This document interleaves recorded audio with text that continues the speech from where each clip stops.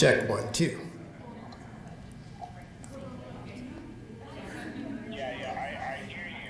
You're watching CCG TV, your government access channel. Stay tuned for a live cable cast of a special program coming up at 2 p.m. only on CCG TV.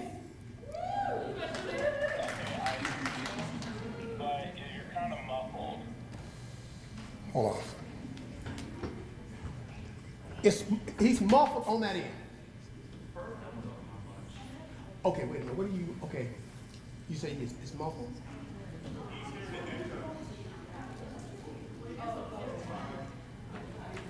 Louis, talk to me. It's muffled.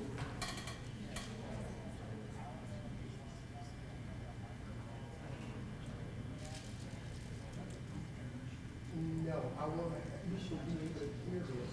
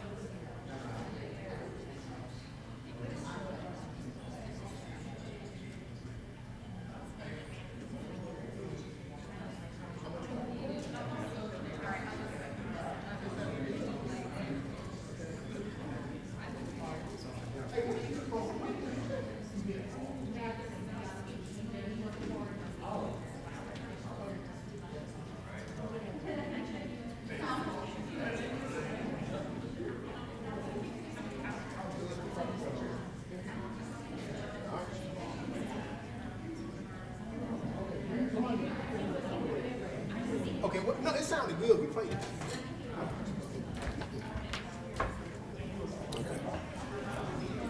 You're watching CCG TV, your government access channel. Stay tuned for a special presentation of Georgia Forward Young Game Changers program coming up live on CCG TV at 2 p.m. It sounded fine. I heard it.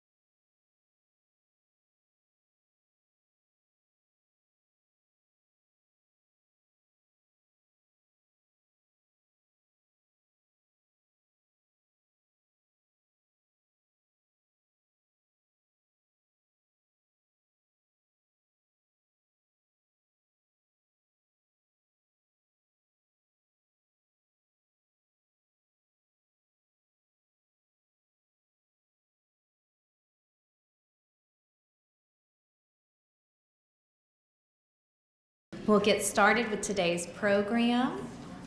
So first, I wanted to say good afternoon. We are so happy to have you guys here with us today. I am Carrie Barnes. I work for Georgia EMC on the Community and Leadership Development team. So in 2016, I was sitting in the seats of these young professionals as a young game changer participant. And let me tell you, after several months of working my tail off, I was exhausted and I was very excited for the final presentation to the community. And I will say that since then, even though that long, hard slog through that program at the time felt challenging, when I spoke to the program director at the time, I said, hey, can I help you with this next year? Because professionally, this is what I do. I work with communities and leadership programs across the state.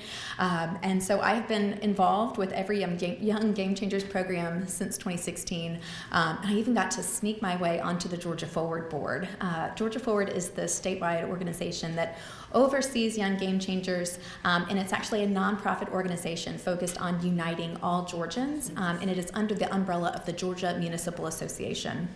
So there are a lot of organizations and lots of folks who are really important to making this program successful. So before we get started, I'm just going to give you a little bit of information about Young Game Changers, and then we will get to hear really the most exciting part of today, their recommendations for the City of Columbus and Muskogee County. So Young Game Changers was an idea that came out of Georgia Forward's forum, which we're actually having tomorrow if anybody is interested in attending. But the Young Game Changers program is unlike any other leadership program in this state. It brings together 45 young professionals from all different communities, all different backgrounds, and brings them to one community to work on 4 particular challenges that are unique and specific to that community. So I'm curious, has anybody ever gone through a leadership program? Yeah? Oh, good job, guys. Strong leaders here. I'm glad to see it. So I'm curious, what do you feel like are the skills and abilities that you learned about being a strong leader in that program? This is participatory, so I'd love to hear from you. What do you think are some of the skills and abilities needed to be an effective leader? Team building. Open communication. Speak up. Being able to speak up. Are you telling me to speak up? One more time. Active listener. Being an active listener. Anyone else? So I'm curious, when you went through those programs, were those the things you learned how to do in those programs? Because I'll say, a lot of leadership programs are aimed at teaching you, telling you what it means to be a strong leader. The difference with a traditional leadership program and what we do in Young Game Changers is we say this is a leadership and action program. So not only did these 45 young professionals learn about being strong leaders, they practiced it, right? They have been strong listeners. They have been speaking up. They have been developing their strong communication skills. And they're doing it to the benefit of a single community, which I think is incredibly valuable. So this program is made up of 3 different segments. A third of the class is from Columbus and are local to this area. A third of the class is from Metro Atlanta, and a third of the class is from Greater Georgia.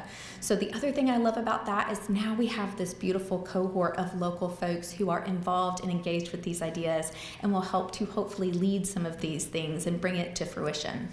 So again, I am incredibly passionate about the work that this organization does. I think it is very important. And again, I'm so thankful to everyone who's here today and everyone who is joining us on live stream, because even as we go through today and have some time to think about what does the future of Columbus look like, this is not something that happens in a silo. This is absolutely, one of the things that I tell communities is that the kinds of challenges that we face in communities cannot be solved by one organization or one person alone. It really takes all of us working together. So as we go through today and as you listen to the ideas that are coming across your plate, I really encourage you to think about which of these ideas sparks a light in you. What interests you? What's something that you could get involved and engaged in? Because I saw those hands of all those strong leaders that you just said you were in this community, right? So I want to think about how can we all work on these ideas together to accomplish them. The other thing that I definitely need to say is thank you to our sponsors. Like I said, this program would not be successful without all of the people in the room, all of the people on this slide who made this happen. So we are incredibly thankful to each and every one of our sponsors. So thank you guys again today. So I believe that Councilor Tyson Beckley is going to come speak next. So come on up and join us.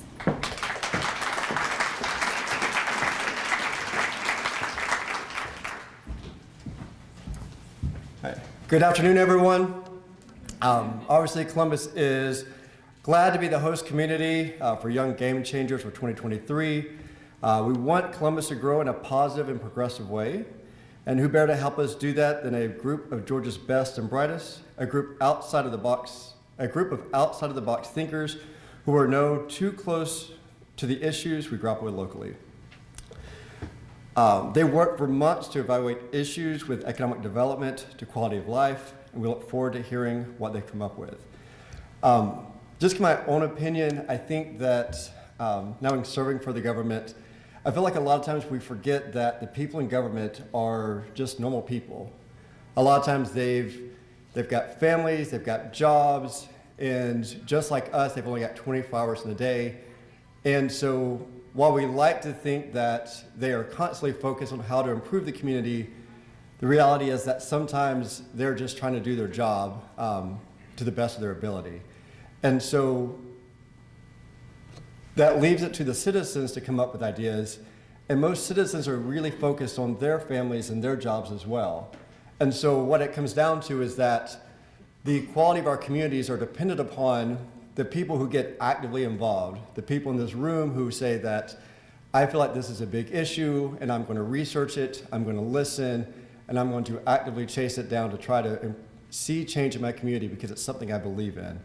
And if it wasn't for the people in this room who really dedicate their time and efforts to those changes, we wouldn't see progress in our communities a lot of times. And so the purpose statement of uniting our state, strengthening communities, and creating a talent pipeline within Georgia obviously resonates with us. It's obviously nice to see so many representatives of Columbus in this room. I'm excited to see the ideas that they have brought to the table. Because I do think, as we heard just a second ago, you do have to listen and speak up. I've definitely had times where I've got phone calls from constituents and they will lecture me for 10 minutes and I don't even get a word in. They're not listening at all. And then I'll also spend 30 minutes on the phone call and I'll hear about their background and why they're upset, and I still don't know what they want me to do.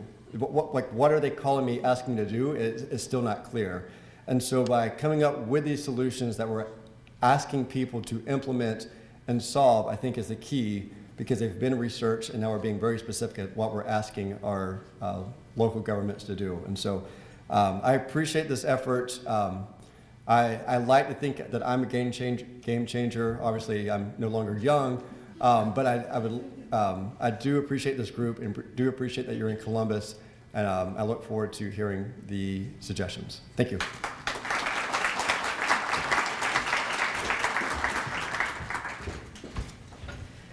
Good afternoon. My name is Kat Canella, and I am the communication coordinator for the Young Game Changers program. I am also an alum of this program, class of 2017 in Milledgeville. And so this program, as Carrie was saying, truly is a leadership in action program, and it develops individuals to go beyond just understanding themselves better so they can help other people's grow. It really forces them to go through the paces of doing the work, the hard work of creating change, of coming up with solutions. So before we get to their final recommendations to our community, I'd like to welcome State Representative Teddy Reese to the stage to give a few comments, who, as it happens, is also a past Young Game Changer. So, Representative Reese. Good, better, best. Never let it rest until your good gets better, and better is your best. Welcome, Young Game Changers. Thank you. Give yourselves a round of applause. As Kat stated, I am a graduate of the 2014 class of Young Game Changers, which was in Dublin, Georgia. And for 13 years, Young Game Changers have been bringing young minds together from all across our state, descending upon a city with one goal, and that was to make that city better. And I have no doubt with the results that we have delivered in cities all across this state that you guys are prepared to do the same thing today. And I'm going to sit there on my seat, on the edge of my seat with bated breath, waiting on these results because I know they will be absolutely fantastic. For the leaders in the community that we see out here today, I see some developers, I see grant writers, I see people that provide resources for much needed areas of our community. Thank you for being here. This is going to be fantastic. I haven't seen a part of it yet, but I know the caliber of work that is done by this organization. I'm putting myself out here for y'all now. Make sure you produce for us. And I know this is going to be great for our city, for our region, not just for Columbus, but for West Central Georgia and East Alabama, because the goodness over here spills over the river just a little bit. So we're all very excited, and I just want to say thank you again to our elected leaders in the room. Tyson, thank you for your service. This is where leadership began for me.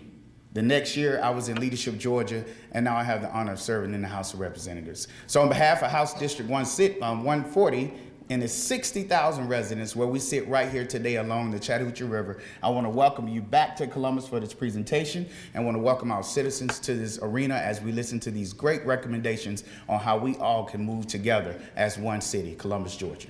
Thank you so much.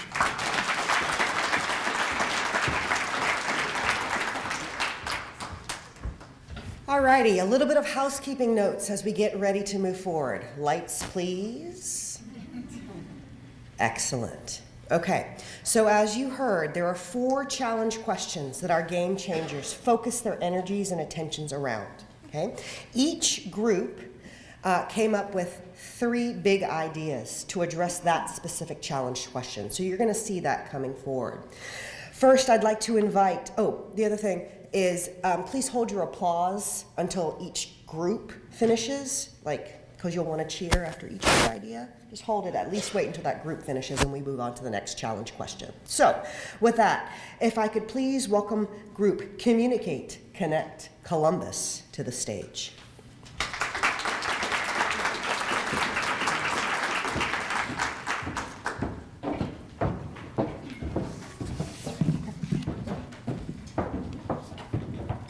Hello, we are Communicate, Connect, Columbus, and we were tasked with answering the challenge question that was identified by the community: how can Columbus, Muskogee County help all residents feel like a valued part of the community where they know what's going on, can connect with others, and contribute to the decision-making process for our collective future? My name is Adrienne Hundley. I lead the service development and delivery for the company Art Pharmacy, and I had the honor of working with these 10, please stand, wave, hello, young professionals over the past 6 months to address this question. Anchored by 3 big ideas: Communicate Columbus, strengthening the communication and community affairs department; Connect Columbus, empowering the Columbus community through dynamic engagement; and Experience Columbus 360, revolutionizing community engagement and education. We lay out a plan for this city to be on a transformative path towards a more connected, engaged, and prosperous future. Each idea represents a different part of building a community and emphasizes the importance of working together, communicating openly, and growing together. All of these things show that Columbus can be very committed to making the city a place where everyone's voice is heard, ideas prosper, and community bonds are stronger. So in order to incorporate that community voice and ensure that our ideas align with the city's vision and its capacity, we had buy-in from the involved departments and met with representatives from both the city government and others in the community. And you will hear reference in our ideas to the importance of community assessment and asset mapping that we have built into these ideas, designed to pull even more community voice into these initiatives. From here, I'll turn it over to my team. Cody. Good afternoon. So I am Cody Thigpen. I am the Assistant City Manager for the City of Woodstock, Georgia. And our first idea is to strengthen the Columbus Consolidated Government Communication and Community Affairs Department. So our first idea is to start with the local government itself and to really help the Communications Department for Columbus-Muskogee County in order to fill its own goals and objectives. They are a new department, and we want to build on their enthusiasm and assist them in getting the tools and resources they need to be successful. We want the consolidated government to understand how a funded and supported communications department impacts all departments. And it's important for them, the communications department, to hear the goals and priorities from all the departments throughout the city so that they know how to support those departments and the city as a whole. So we think a strategic retreat attended by elected officials and key staff is a great way to build that foundation. It's an opportunity for leadership to hear the needs of each other and to also hear the goals and visions of the city from staff and elected officials. Here we have a picture. These are ones that I supply. This is from a city council retreat we held for the city of Woodstock. We actually held it in the city of Chattanooga, but that is all of our elected officials and key staff. We actually brought about 25 total people to the retreat. So those are pictures there of people brainstorming and collaborating together. But I think it's a really great way for everyone to hear the same message at the same time and to all be on the same page. It's also a great opportunity for the communications department to not only hear those citywide initiatives, but also for them to plant some seeds with city management and elected officials in regard to future need and strategic growth for the department. The department is going to need to build a team and have resources allocated to be able to carry out any of our recommendations. And we know that doesn't happen overnight. In reviewing organizational charts of similarly sized cities, they have much more robust communication departments, and that takes time to build. But for a city like Columbus, a 5 to 10 year plan can be very realistic to build out a team and plan to service the city and communicate with the citizens in the way that they deserve. And we don't propose that all falls on the city. The city is so fortunate to have the wonderful resource of Columbus State University, who has stepped up as a willing and able partner, and they want to help. So now I'll hand it over to Dr. Tiffany McBride to talk about the ways that Columbus State University stands ready to partner with city communications staff to assist in making all of these recommendations a reality. Thank you so much, Cody. Good afternoon. My name is Dr. Tiffany McBride, as Cody stated, and I am an assistant professor in the Department of Communication at Columbus State University. As I get started with talking about how we will establish our relationship, I do want to shout out that our department chair for the Department of Communication is here today, Dr. Dana Gibson, if you would wave. And we are very fortunate that in the back, in my rear, is our newest president, Dr. Stuart Rayfield, who has come here today. I would just like to highlight that currently Columbus State University is already a partner within the city in various ways and has been able to infiltrate the community through the Georgia Film Academy, as well as the MPACE Center, which stands for Nonprofit Organization and Civic Engagement. Through those partnerships, Columbus State University has already partnered and had a buy-in with our partnerships with the city government. Due to its proximity to Columbus State University, the Columbus Consolidated Government would be able to utilize the university's resources, our students, to close disparity gaps in the new communication department. We propose that we would have more collaborative strategies, such as customized coursework and apprenticeship pipelines that can help achieve the goals of the Columbus Consolidated Government by having human capital and other resources. In essence, we propose to establish a partnership with Columbus State University to create a pipeline of interns from our public relations track, integrated media, who already works with our CCG TV program, and have students, faculty, and staff help develop a communication strategy for our newly created Department of Communication through the city government, as part of course for current students to work on a semester-long project to help in these efforts. We would like to also connect in a way that would help students and the city government create a pipeline for careers. In essence, having the Communication Department Advisory Board, which encompasses faculty members and key leaders from the community, the initial talks that we had with this group have already shown the department to be open and willing to creating this partnership. As you can see from the slides there, this is our current radio station, and we're now even closely located to the city government being in one Arsenal place. A more detailed explanation of this partnership and even an implementation plan and a sample internship guideline is available in the final report. I'll now turn it over to my colleague. Thank you. Good afternoon. I am Gabrielle Nelson, a councilwoman in the city of Port Wentworth, Georgia, which is right outside of Savannah. I'm also the computer services manager for Chatham County local government. Connect Columbus is centered around empowerment. We want to empower Columbus and the entire community through dynamic engagement. This idea is intended to build off of the initiatives set forth in the ideas just mentioned, with emphasis on the community affairs aspect of the communications and community affairs departments. And to be successful, we must build capacity to build strategic partnerships within the community and create those partnerships. We have to. First idea we thought of was identifying the assets and the gaps that lay the engagement plans through participatory processes.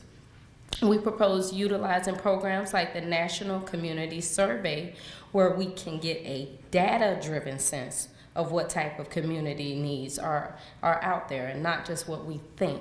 We need to go off of data. 2, we'd also like to increase capacity to make meaningful connections.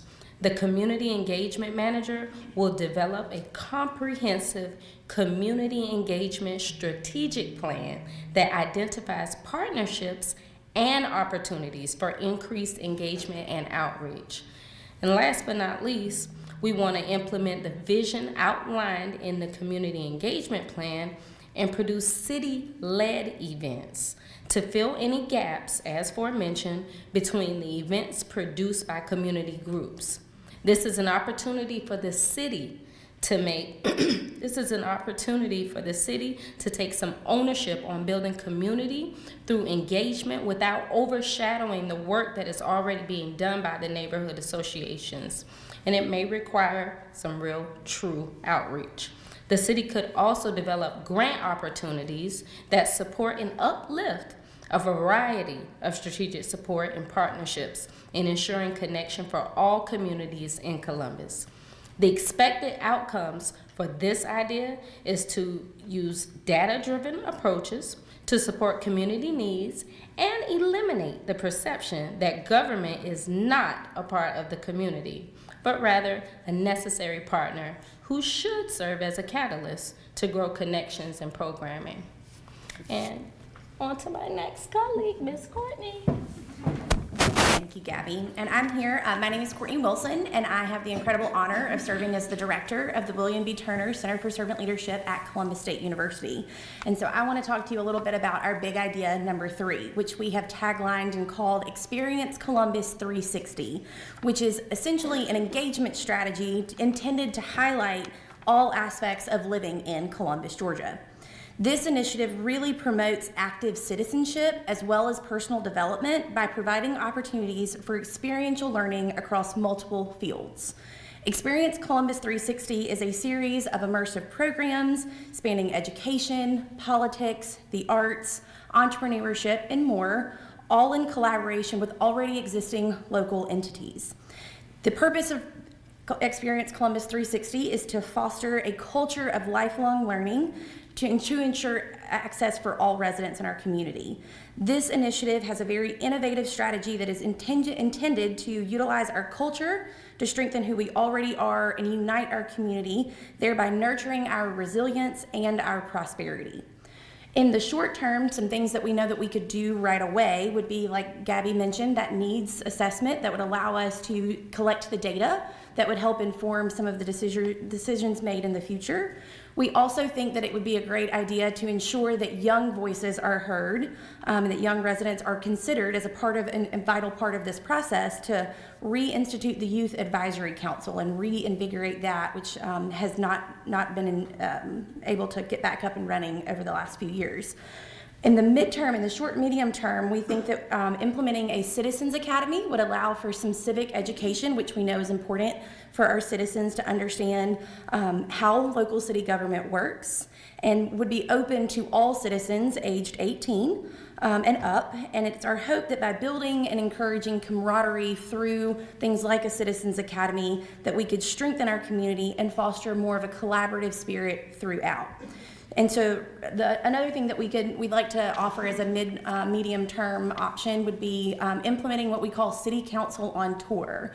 We think it could be really effective to reach citizens where they are and to make people feel included by going to spaces where they feel comfortable. So recreation centers in local neighborhoods, high schools, and helping students and those folks that maybe have never been to city council chambers or don't feel comfortable or welcome there, taking city council to them in those different respective places. Long term, we think that neighborhood planning units would be a great idea. And just recently, the Columbus Consolidated Government and Zoe Hightower in her area, Columbus Connections, hired 4 full-time employees called neighborhood navigators, which we're really excited about. And those individuals were hired to work to address community needs and to work more closely with local stakeholders. Our group would just like to recommend to continue to develop that team of neighborhood navigators to include 1 per council district so that we can ensure equitable representation in that process. And we encourage that those then forming the NPUs, which our colleague Kelsey will talk about later in another group's presentation. But those NPUs have been very successful in other communities, and we think that we could have a lot of success if we see them here. You can see a couple of those examples on our screen. So we believe that these 3 big ideas will inspire new and prosperous experiences in Columbus, and we look forward to seeing them implemented in years to come. At this point in time, I'd like to open the floor up to questions from our audience. Raise your hand and I will come to you with a microphone. If you have any questions. Kat right here in the front. So I noticed there's a lot of focus on people, and you compare the org chart from Savannah to Columbus. Was there a comparison of the communication materials? You know, are they seeing newsletters that we're not doing? Are they accessing other social media videos that we're not doing? Like, is there a gap analysis between the materials or communication methods that other communities are providing that we're not doing? That is a level of detail that part of the strategic community communications plan would be tasked to go into, because just based on the size and the newness of the Communications and Community Affairs Department, the mission and the goals of the department have been laid out, but we were not able to go much deeper than that. But that first step of the assessment, and I don't know if you want to talk more to that. I was just going to add to that, it was more sort of assessment of the human capital as compared to the materials. You can obviously see from our current city government Facebook page that we don't have a presence on Instagram, TikTok, Snapchat, things of that nature. And if you look at the comparison to the organizational chart from Savannah, they have a specialized department for public relations, strategic communication, and right now our communication department comprises of CCG TV, our website, and our newest Department of Communications director, as compared to having an entire team. So the details of the materials were not necessarily assessed, but more so of who is actually on the team. Mm-hmm. Okay. Who else has a question for this group? I will name Kat from the back. Okay, here I come. She's got her running shoes on, ready to go. Thank you. You might have answered this question already, but what type of plans that they had in place for the area out here with zip code 31903? I've noticed that's like kind of one of the most impoverished zip codes out here. I didn't know if they had any type of plans or things that they had in motion to kind of get things in place. I'm in the real estate field, and I drove around, I see empty, vacant houses, a lot of issues going on. Like, I didn't know if there was something that they had specifically planned for that area to make change to Columbus. There's a whole group, I think the last group's group 4, is going to be addressing that specific question. Hey! Be patient. We have some big ideas for that area of town for sure. Okay. Who else? All right. Well, thank you so much.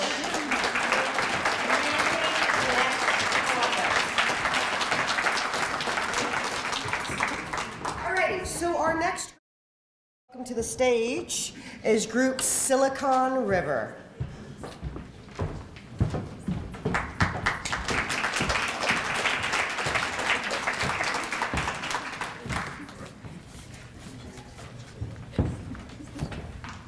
Hello everyone. I'm Chelsea Bohannon from Decatur.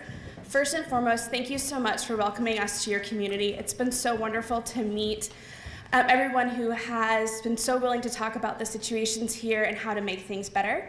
I am the Director of Internal and Corporate Communications for And More, a company based in Atlanta. I'm so proud to introduce the Silicon River Group and our recommendations.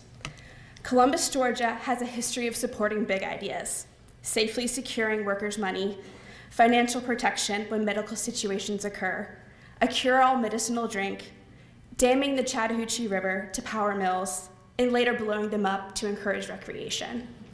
The region is now emerging as a tech destination, with the U.S. Army Robotics Requirement Division at Fort Moore, a new focus on the intersection of business and technology at Columbus State University, 2 top 100 engineering schools within 100 miles, and semiconductor manufacturing opportunities that could impact this region for generations.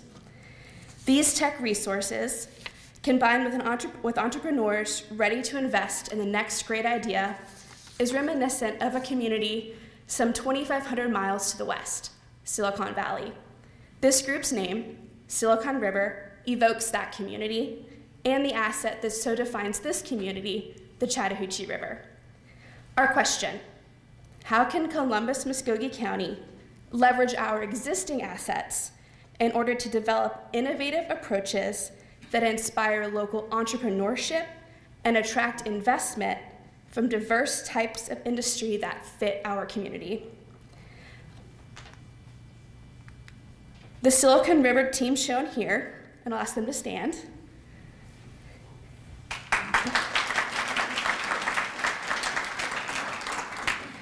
Representing business, government, and education, brought experience in economic development, entrepreneurship, tech, real estate, and more to tackle the big question. Overall, we came to the conclusion that collectively, Columbus has the assets for a thriving business community with updated strategic plans. It has the potential to attract investment that will create major change in this community.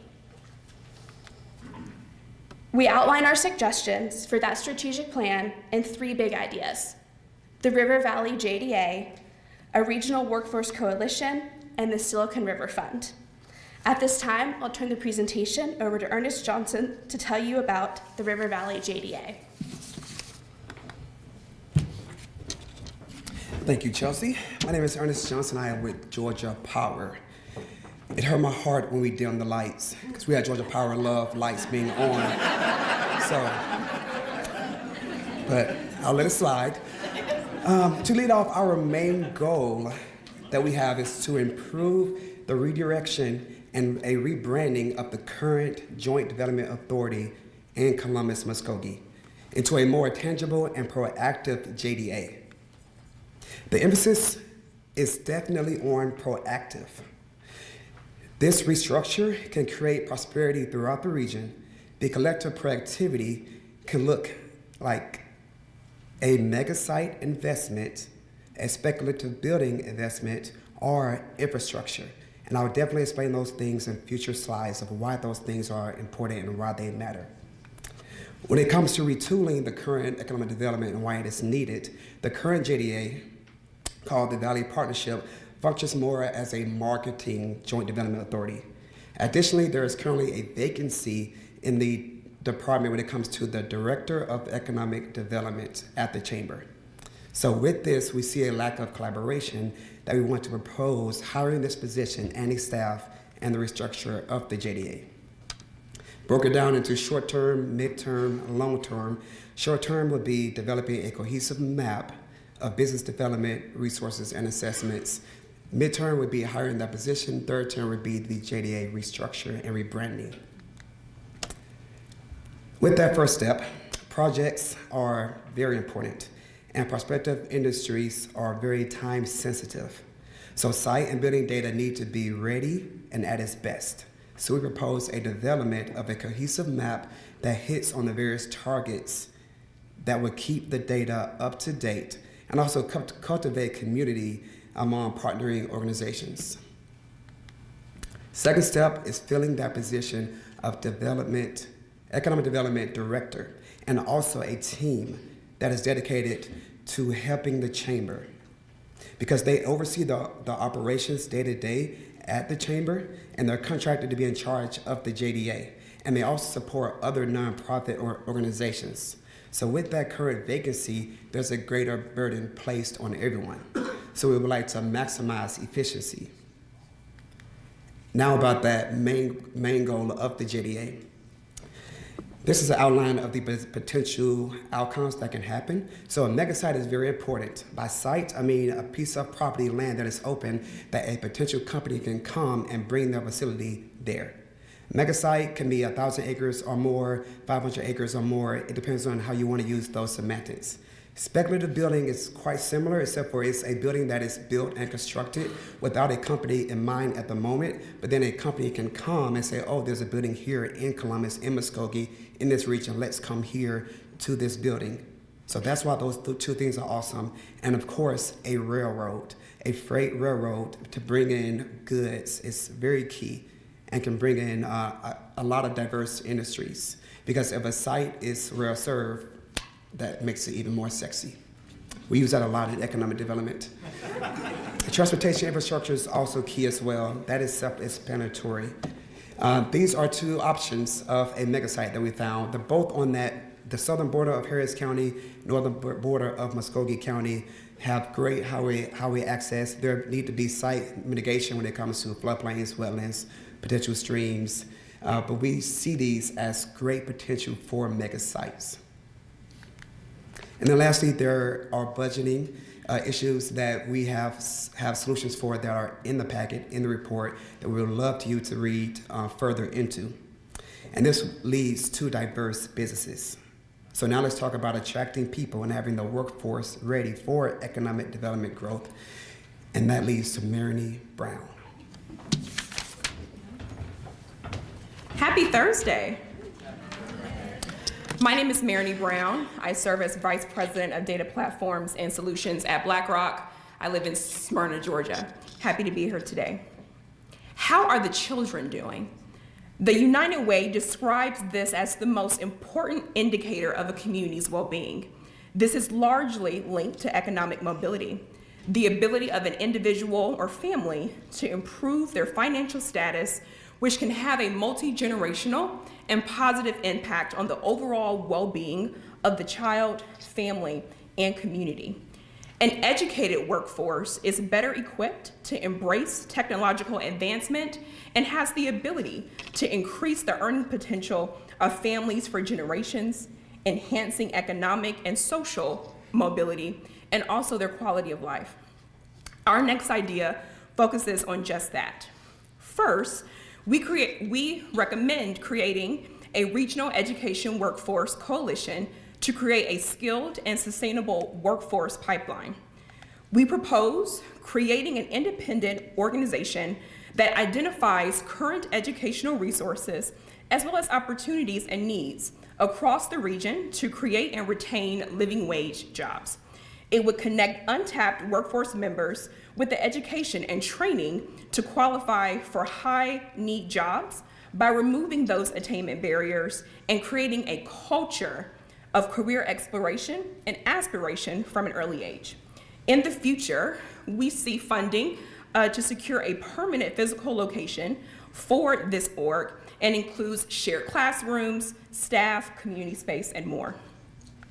Next, guarantee free college and technical credentials for Muskogee County graduates to public institutions in this region, with the expectation that they remain in Columbus for 3 to 5 years. We propose creating a fund to generate reserves for these educational investments. Imagine being able to provide certifications for computer programming or healthcare technicians for free. This is investing not only in the education for today, but for the future. As you can see here on this slide, the cost of tuition is rising. We know that for sure. But Columbus can spur the workforce development and educational attainment quickly by guaranteeing free education for qualified Muskogee County residents. And then finally, we know we have to focus on affordable housing for current and future residents. It's not enough to just have a productive workforce, and we don't have the means to keep the talent here. So first, we can leverage existing funds like the HUD Community Development Block Grant programs and local developers to build affordable housing units or renovate existing structures in mixed-use neighborhoods. Also, the Columbus Housing Authority should track and enforce locally mandated affordable units in order to preserve existing units and effectively create new ones. The expansion of the Moving to Work program and working with property owners to reduce income requirements for renters to a realistic figure will provide more flexibility of how federal funds are used and help increase housing choices for residents and families. A realistic figure that takes into account their housing voucher would demonstrate a true public and private partnership that's dedicated to equity and access, not exclusion. Columbus must collaborate and demonstrate radical and rapid investment in community. This means investing in the workforce of today and the next generation. Going back to the children, we want the children, the future workforce of this community, to be ready to lead and to thrive and to work. Now I'll pass it to my colleague, Richard Taylor, with our final idea.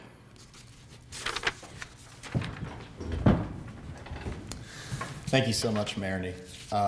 My name is Richard Taylor. I'm the founder and managing partner of ARC Capital Partners, a real estate development firm based in Atlanta. And for our third big idea, we recommend the creation of a venture capital fund with a local residency requirement which mirrors Chattanooga's extremely successful venture, the Brickyard.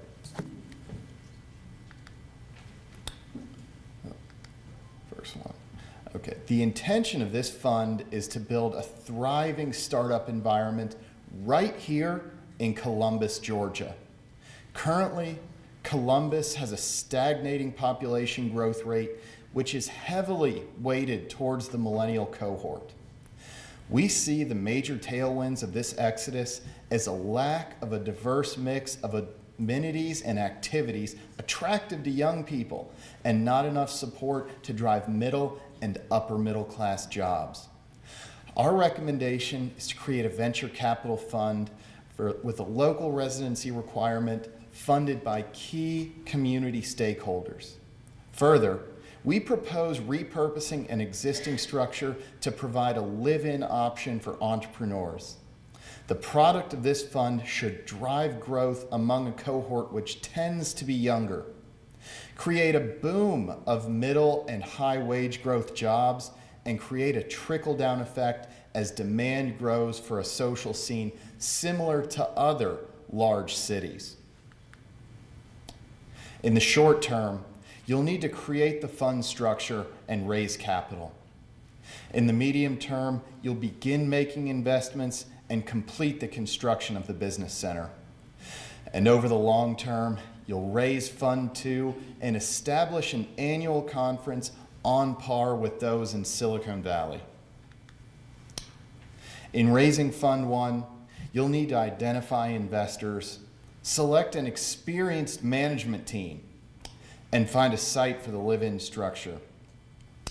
We expect companies backed by this fund to mirror historical employment trends where the growth rate of companies backed by venture capital funds exceeded those in the private sector by 7% annually.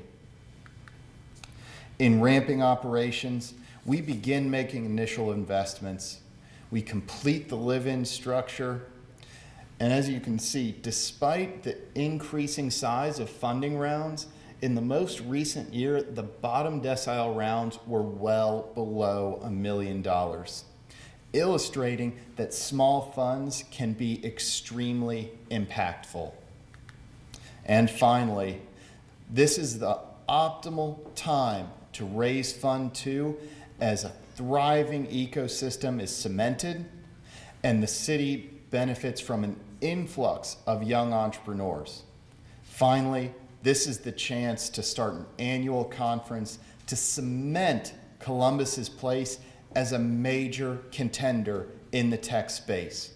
As you can see, just 2.6% of jobs in Georgia are venture-backed, which pales in comparison to other states, pointing the significant white space that exists where Columbus can dominate. And with that, I'll open it up for questions.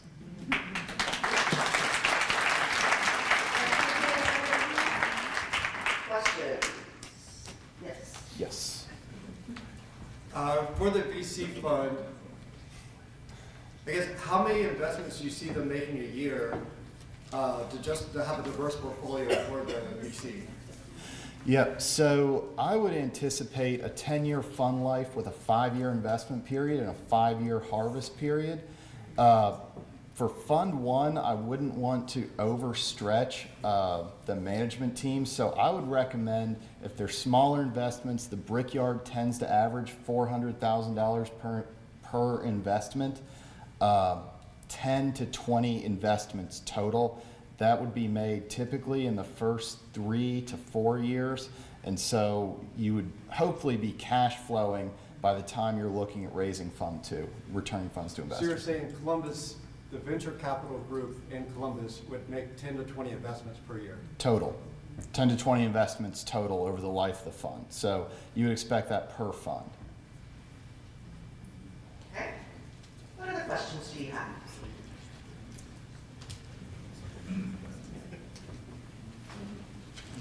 So I know all 4 teams probably worked independently. I've been very inspired by both of them, and I'm thinking about the connections between the two. How we can communicate this great idea going forward. And I'll also put in a plug while I'm here, since I'm from Columbus State, and say, hey, everybody come to the Columbus Biz Pitch Competition, November 9th, 5 p.m., Serve Columbus. Columbus State partners on that. It's going to be awesome. All right. Who else? That's another hand over here. Sadie's got you. She's coming.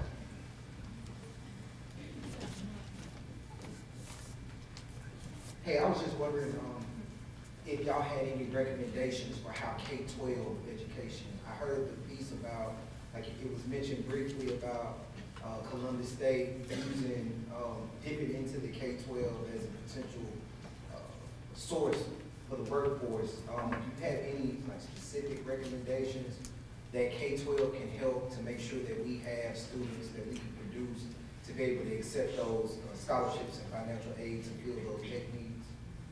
I feel like we may have planted y'all some in the audience today, because that question lends itself to the next group. That would be interesting. Oh, hey, group 3. Group 4. In the future, it's coming. Okay? What else? Yes. So obviously technology is important for economic growth. And it's interesting to hear about these funds, but economic disparity is also a considerable issue here in town. So how would a program like the one you're suggesting address those issues? I would refer to group 4.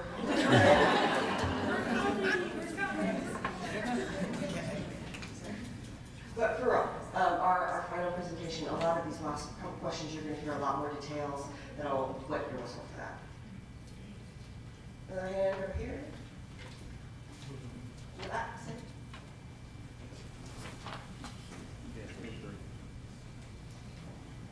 Hello, that was a wonderful presentation, and there's an old adage that says health is wealth, but for some folks, before they can actually make it to health, they must heal, H-E-A-L. So I want to know, how are you incorporating a multidisciplinary team approach to look at improving people's mental health within that social determinants of health disparity? Well, I'm not sure that was within the context of this particular challenge question. So each group, they were focusing their attention on answering a specific question that was asked of them. And I don't know that, because this one was very specifically economic development and check thing. Yeah, so let me specify a little bit more. So before people could make it to working stable jobs, sometimes their mental health may not be stable. So are there places or programs or initiatives that can look at people's mental health state of mind? It's wonderful to have economic growth, but if we don't have consistency, sometimes that doesn't drive stability. So consistency drives stability. So are there any type of mental health initiatives or thoughts to support people in, understanding how to work, coaching them, mentorship, once they make it to that amazing plan that you have, because it's a wonderful plan. Oh no. Group 3 is coming. They're motioning to me that they have something for you coming. Yeah. Any additional questions related to the fund or anything? Great. Thank you so much. And now I would like to welcome Group Fountain of Youth.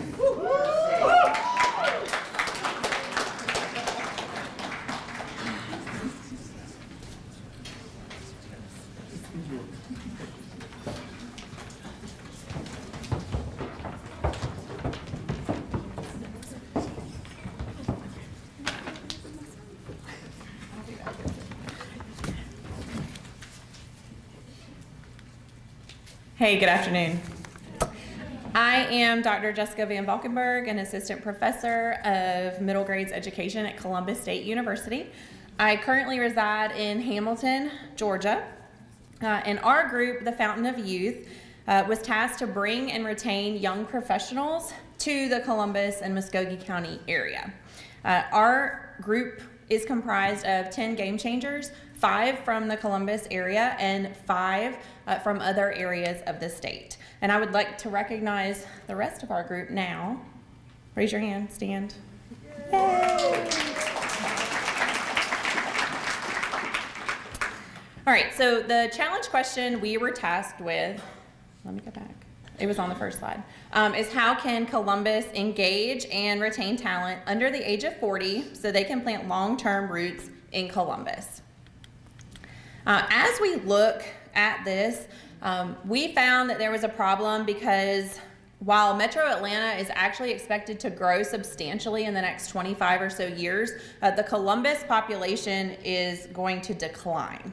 And actually a report that just came out from the Georgia Chamber of Commerce, their annual fiscal year 23 report, shows that while this was a great year for the state of Georgia in terms of growth, Columbus is actually ranked last in terms of number of projects and investment dollars spent. So the importance of this, keeping young people in Columbus will drive growth and innovation, as we've heard throughout the afternoon. When choosing a city to plant roots in, young professionals typically look at city recreation. They look at the demographics of the city. They look at job opportunities and investments that are going on in the area. So to help retain talent, we are going to introduce 3 big ideas to you. Those are Columbus Made, Plant Your Roots, and Connect Columbus. So with that, I will turn the presentation over to Emily to talk more about our first idea. Hey, good afternoon, everyone. My name is Emily Sullins, and I work in career services at North Georgia Technical College in Clarksville, Georgia. And I would like to speak with you about the professional community in Columbus. Millennials and other young professionals are looking for more out of their lives and more ways to be involved in their own professional development. As you can see from the bright young minds in this room alone, young professionals are seeking ways to be connected with their community and want to learn skills that will help them further their professional lives. A common thread that we saw when speaking with community members and other young game changers is the need for additional leadership development opportunities for young professionals as they begin their careers. With this in mind, our first big idea is to create Columbus Made, a 12-week leadership development program geared towards those aged 25 to 35 in the beginning stages of their careers. These participants are people of all backgrounds who are interested in learning more about leadership paths available to them within their home community. We did speak with community organizations, and there are current young professional and leadership groups housed within the Chamber of Commerce. But we believe that there is still a gap that exists for those in the early stages of their careers. Leadership Columbus has a lot of great programming and opportunities available to those who are already in established leadership positions, and the current young professional groups are great for networking and getting to know others in the community. However, the gap we saw was in true curriculum programming for those who are not currently in leadership roles, but who want to be. The idea is that through this initiative, Columbus can begin fostering a pipeline of young talent that will progress through each professional group to make the community a better place for all to live, work, and play. Columbus Made is an impactful program that can be implemented in a relatively short amount of time. Initial steps involve hiring a part-time director who can work to facilitate curriculum development and promotion of the leadership program. Additional steps include finalizing sponsorship and weekly presenters before marketing the program to Columbus young professionals. With quick startup, the first cohort could graduate from the program by 2025, and we would begin to see positive improvement in leadership opportunities for young talent in Columbus. Columbus Made was structured off of a successful entry-level leadership program in Nashville called the Nashville Emerging Leaders. Similar to the Nashville program, Columbus Made will be made up of 30 cohort members with 25 paid members, 1 scholarship member, and 4 sponsorship-backed members. Tuition for the program will be $650 each, and this will go towards funding a program director, materials, venue space, and food for each meeting. Meetings will be held once a week for 12 weeks, with the final meeting being a graduation celebration for cohort members. This is a program that should be able to be self-sufficient with tuition payments and corporate sponsorship packages. The highest program cost is for the salary of a program coordinator, with additional costs being food and venue space for meetings and program materials. So now that we've talked about the professional community, I would like to turn it over to Kiana to talk about the community at large. Hello, I'm Kiana Swindler. I'm the communication manager for Grady Health Foundation, but I was born and raised here in Columbus, Georgia. The technical definition for community is a group of people living in the same area or a group of people that share a common characteristic. But as we know, community means so much more than that. It's the community we build in our professional spaces. It's the community we build at church. It's the community we build here right in this room. And we heard much about the professional community we hope to build through Columbus Made, but I want to tell you about Plant Your Roots, which is a recommendation to change community through the built environment. Columbus currently consists of various pockets throughout Uptown, Midtown, North Columbus. However, what we lack right now is significant residential options. There needs to be more in providing a centralized area for young talent to live, work, and play, a place where they truly belong. We heard this from talking to CSU students, young professionals, and even heads of organizations that there is simply not a place where young talent and their families feel like they can belong. Plant Your Roots offers a sense of belonging by identifying a community for development to craft a comprehensive revitalization strategy. And we have identified 3 areas with potential for other communities that are up and coming. We have Anderson Village, Mid-City Yards, and Liberty District. And as I stated, we're open to recommending other communities that I would talk about in the timeline. The timeline is broken into 3 different categories: our short-term, mid-term, and long-term. The short-term includes hiring a project manager and coming up with a plan for design and identifying communities, revisiting previously commissioned plans and working with city planners to identify feasibility. Most importantly, the medium-term goals involve the community stakeholders.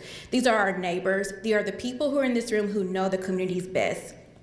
Lastly, the long-term goals will begin to solicit bids for development and working to tackle rezoning laws that will fit with the goal of this community.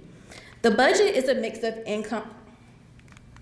The budget is a mixes of income and expenses, with the most significant expenses including developer incentives, city and state, and this project also includes income through various grants like HUD and CDBG. You can see a more detailed outline of this project in your booklet or online, and now I will turn it over to Becca, who will talk about how we're going to bridge this community together.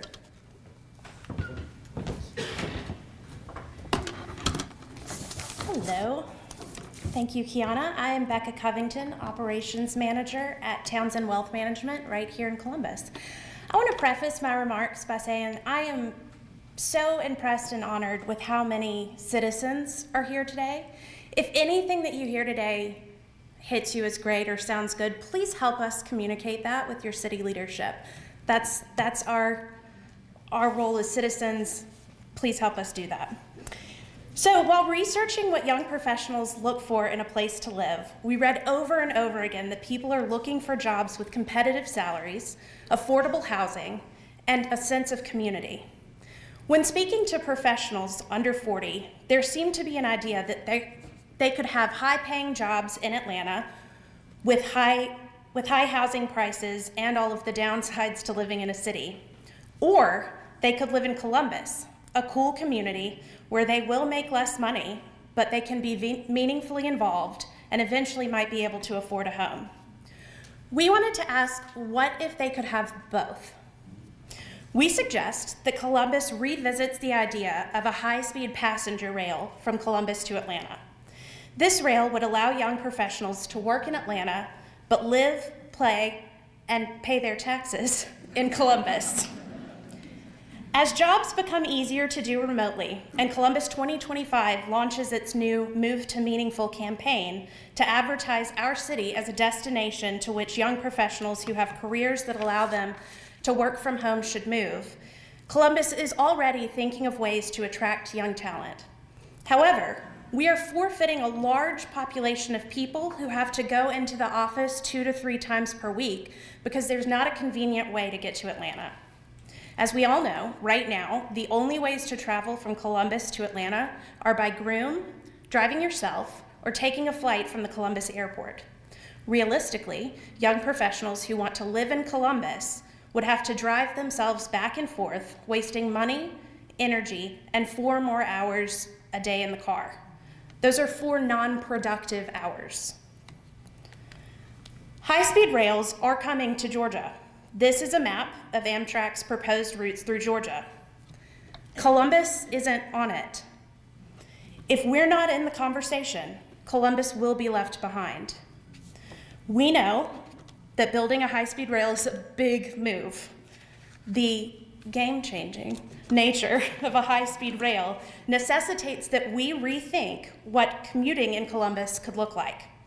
The professionals it would attract won't have your traditional 9-to-5 office employee jobs. I know that's different and maybe even a little difficult for some of you to imagine, but Columbus has not been announcing large numbers of jobs that would bring young people to town for their careers. We've got to reimagine some things. We are not suggesting that we break ground tomorrow. We're suggesting that Columbus make sure that nobody in the state of Georgia mentions a high-speed rail without mentioning Columbus. And there's good news on that front. We're already partway there. In the early 2010s, Columbus commissioned a feasibility study. The Federal Railroad Administration finds a rail line feasible if it has an operation ratio of above 1. Our study found that our line, which was projected to be completed in 2030, rated a 1.21.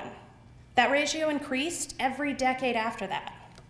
I highly recommend that you read the feasibility study. It's available on the city's website. So when considering if a high-speed passenger rail is still something Columbus ought to pursue, we asked ourselves whether or not high-speed transportation has become less feasible in the last 20 years, and whether or not Columbus has become a more desirable community in the last 2 decades. We believe that, with a better understanding of and concern for the environment, a post-COVID work environment, and the projected growth of Atlanta, high-speed rail is in fact more feasible than it was in 2014. We also think that Columbus is an amazing community. You have and will continue to hear about some of the work that we need to do to build ourselves into a destination that attracts young professionals from near and far. But Columbus has a lot to offer and has increased its visibility and desirability over the past 20 years. We believe that the rail is still feasible, especially with the opening of a private high-speed rail in Florida that connects Miami and Orlando. High-speed rail is not going away. Growing up in Columbus, I always heard what an incredible missed opportunity it was that Columbus turned down its chance to be on 185. Let's not make that mistake again.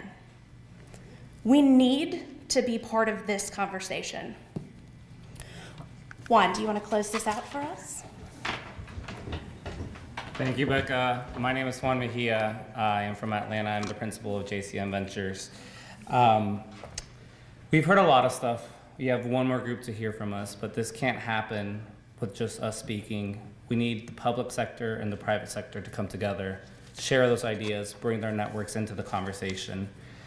There are three things that make communities thrive, especially for young talent, and it's attractive jobs, housing, and a sense of being proud to be Columbus made.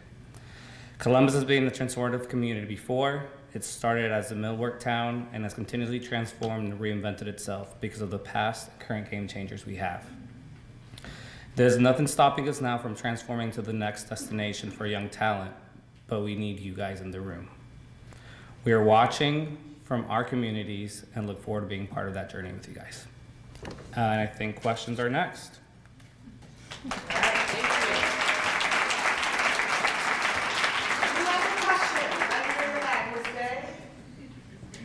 Lady Day in the back.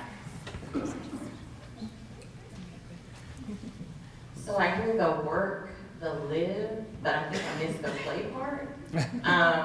So I think you guys said under your presentation with the planting your roots, and you have the Liberty District. Are you looking to have specific industries that you bring in that focus on like entertainment and all of that? Because I hear that a lot. There's not a whole lot to do. Yeah. We have a lot of places to live. Exactly. And what we specifically hope for is in the Liberty District to make the Liberty Theater the hub. As we know, young professionals, young talent love arts. They love the culture. So what we're proposing, which you can find in our detailed booklet, is that building this community up, we will really make this arts community more vibrant to bring in, whether that's physical art, musical, anything like that. So yes, we're hoping that the districts do have a little bit of play as well. Right here, Ms. Nate.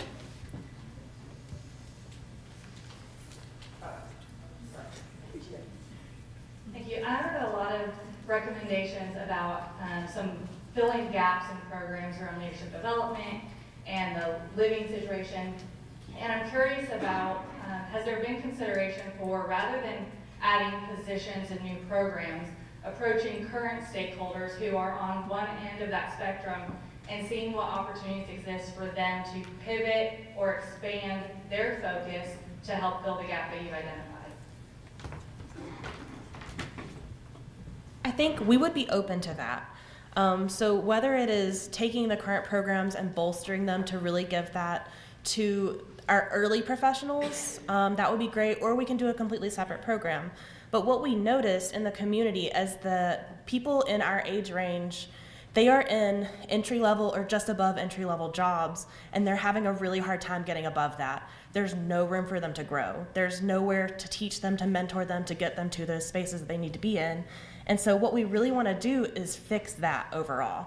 There have to be attractive jobs, and we heard about it from the other one. We need more mid-level and upper mid-level jobs, and without the people to fill those, so that's kind of our goal, is to create that programming to get those people ready to take on those jobs. But then we also need help from the community. Those jobs have to be here. We can't have an entry-level workforce, so we have to bolster it and get the leadership up to par, whether that's through current ventures or our suggestion. We're open to either one of those.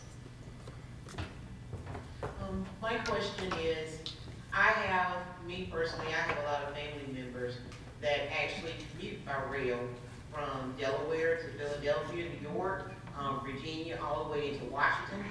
They prefer those areas due to the fact that the cost of living is much cheaper. Have you all did a study just to see maybe how many people that communicate back will go back and forth, commute back and forth through the rail system to say how many of those people actually live outside of those big populated areas that they're traveling into by rail? So are you talking about other areas that have high-speed rails? We have not done the research to figure out the exact percentages, but the fact that they are feasible high-speed passenger rails that do attract people to do that is a sign that it exists. So we think that, just polling our group, we have one person who would love to stay in Columbus, but her job went back to working 3 times a week. So she had to leave Columbus to move to Atlanta. And that's the kind of loss that we want to prevent. My brother wants to move to Columbus, but he doesn't want to make the drive twice a week. So that's 2 people. So. I also do want to remind you all that our game changers were tasked with planting seeds, right? It's going to be up to the community to take these ideas, the very basics, the beginnings of blueprints, and the community is going to have to flesh that out. The community will have to do any sort of further needs assessments to determine, is this feasible for our community? Are these ideas going to be implementable in the way that we envision they will be? Question to that? Yes, well, I could add to that answer. There are research teams with the state of Georgia and also Georgia Power that can get that information for you. There's software that can tell you the influx and outflux by car, and I'm sure it also has that by rail as well. We can do that for you if you would like that. I can give you my card, and anyone else that wants that information, that can be done. I want that information. Speaking of the research team at the state of Georgia, hi, I'm Les Cross, you're going to be hearing from me soon. You asked about measuring commuters in and out of a certain demographic area and what means of transportation they take. That information is currently available on the U.S. Census website, and I would be more than happy to provide that to you. What other questions do we have for this group that I was in the Yes, sir. I was I was part of group 3, and the question on play part of the entertainment, and I think, so we were talking about the Liberty District and the arts. Columbus is so blessed with the arts that we currently have here. We just had Rush South event, which was a nationwide level of concert series here. Those are the things that we will continue to do, I think, and hopefully have the support of the community behind it. But as far as the spaces, offering those incentive packages to developers like the TAD program, historic or other tax incentives to go in and do these development projects to create play are very important. They help make the math work. They help make the bank happy. And so we were really fortunate to have ULI come speak to our group as one of our sessions here, and each developer, city community builder. And I think it shed a very bright light into the challenges that it takes to create these spaces. I'm a developer here. My partner and I, Chris Woodruff here, are excited to have Highside Development come to Columbus, or Highside Market come to Columbus, and but we want to continue to do those fun things. So it's a partnership with all. So we hope to continue to build on that play here and make Columbus more fun. All right. I'm going to add one more note on that. In the back. Sharika Days here playing about playing. Yes, I'm actually headed to Savannah tomorrow for a wedding, but why can Columbus not be the next Savannah, the next Nashville? Why does every bachelorette party, wedding have to be there? I always say, when I invite my friends from Atlanta, come to Columbus for a weekend. You'll fall in love. What's easier than getting your crew in Buckhead, Midtown, hop on the train, come to Atlanta for the weekend, check out Broadway, check out what's going on downtown Columbus State, the arts. We've always got something going on with Springer. So that's my first play, to get them into town to play, and then once they fall in love, expand upon that even more. Yes, ma'am. Just to add to the leadership programs, I think there was a question about the current leadership programs that we have and how we could bolster it. I think with the Columbus Made proposal, I think that was the name of the proposal. Currently, right now, Leadership Columbus average tuition is a little over $1,500. So if you think about an entry-level professional, young professional, if they're not being sponsored by their organization or company, they can't afford to be a part of those leadership programs. So having something that's half the price or even sponsored or have a tuition, but they can pay on and do whatever, I think that would be the middle ground. All right, any parting thoughts for this group? Thank you so much. And finally, I would like to invite Group South Columbus Soul to the stage.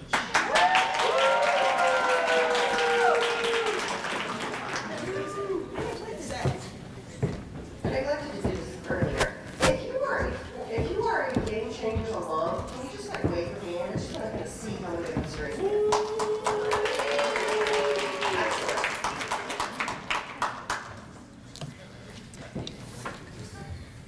Good afternoon. Good afternoon. Thank you. My name is Erica Walker, and I am from the city of Catala, Georgia. I am the director of Tocqueville and Legacy Giving at United Way of the Chattahoochee Valley. We are South Columbus Soul.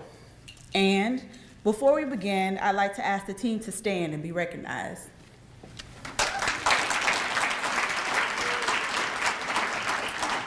For the last 6 months, 6 long months, we've worked together to address our challenge question. Something happened to the question. There it goes. Okay.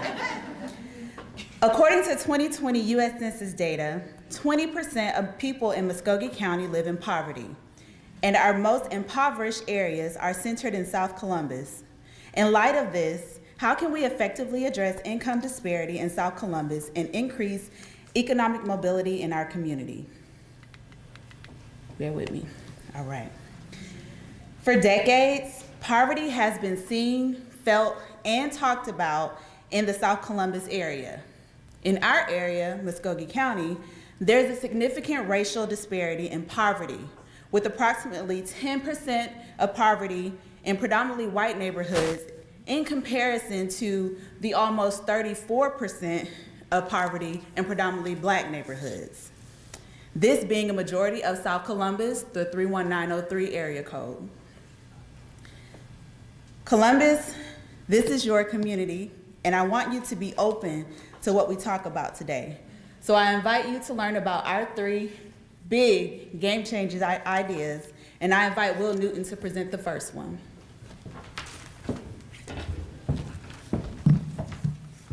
Thanks, Erica, for that great introduction. As she mentioned, my name is Will Newton. I'm from the city of Norcross, where I'm the city's business development manager. So first off, I want to kind of dive into the overall theme of what the Cyber Soul initiative is about. The Cyber Soul is aiming to create South Columbus and the region as a digital city of the future by incorporating the latest and greatest in technology and broadband access in order to expand and enable educational pathways, tech literacy, and overall accessibility. This initiative will provide tech-focused workforce and educational opportunities, enabling the community to have greater economic mobility. So I want to first address where Columbus is at and some of the good strides they've been making, look at the gaps, and then get into our 4 recommendations.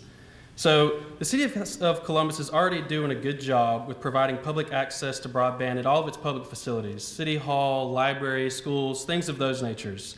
And the county education system provides hotspots, Wi-Fi hotspots to students who need them to complete assignments. So there's great efforts being made on this behalf, but as we all know, there are gaps. And I want to mention that availability is not synonymous with accessibility or the digital know-how to navigate that. So with this in mind, Columbus should be positioning itself to address the future needs of a STEM and tech-focused workforce. So this brings me to my 4 main recommendations for this idea. We want to first make Columbus a broadband-ready community, which is a designation you receive from the Department of Community Affairs. Secondly, we want to create a continuing effort of digital literacy and web safety education programs. We want to increase awareness of the Affordable Connectivity Program. We want to administer youth and young adult tech prep programs for job seekers. So these 4 recommendations can be broken into short, medium, and long-term goals. I'm not going to mention them all, but some of the short-term goals I'd like to point out are getting that broadband ready designation and launching a steering committee that's going to help pilot and shape these educational programs that we roll out over the years. Our medium-term goals include creating online job fairs and job posting boards that are specifically focused on South Columbus, whether that be increasing the exposure and the marketing in South Columbus to residents, or if that be specifically highlighting businesses and companies looking for employees in that area. We also want to increase the awareness and accessibility of locations for the Affordable Connectivity Program. Our long-term goals include just continuing those programs, but we also want to start an automatic enrollment for individuals who participate in a qualifying eligibility event. This can be things such as registering for SNAP, driver's license, things of those nature.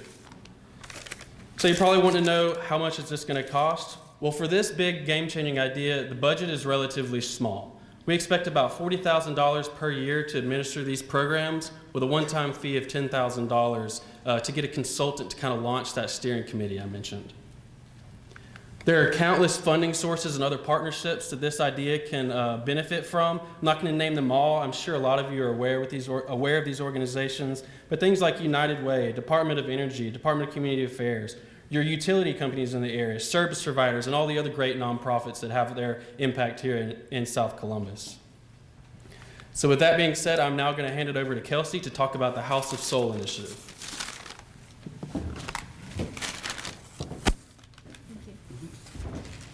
Hi everybody, my name is Kelsey Kruskell. I work as a research analyst for the Georgia Department of Economic Development. House of Soul is a neighborhood rejuvenation strategy that will prepare the community for economic development by demonstrating care and pride in South Columbus. Our strategy builds on existing resources such as the 2021 redevelopment plan, but it also expands on the city's 311 program as well as the Neighborhood Navigators program.